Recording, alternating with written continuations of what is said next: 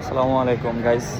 তো সিঙ্গাপুরে নতুন একটা নিউজ প্রকাশ হয়েছে যে 2027 সাল থেকে ওভারসিজ যে টেস্টিং সেন্টার, মানে সিঙ্গাপুরের কনস্ট্রাকশন সেক্টরে যে ট্রেনিং সেন্টারগুলা বিভিন্ন দেশে আছে, যেমন চায়নাতে আর হচ্ছে থাইল্যান্ডে, এই দুইটা হচ্ছে জানুয়ারি 27 সাল থেকে হচ্ছে ওইটা রিকোয়ারমেন্ট ওরা এটা অফ করে দেবে, ওটা লাগবে না।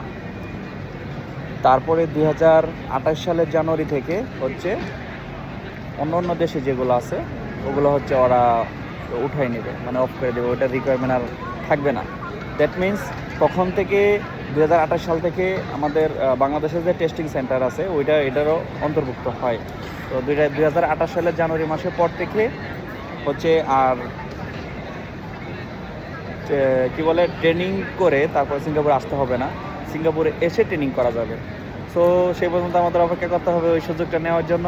তো ধন্যবাদ গাইস, ভালো থাকবেন।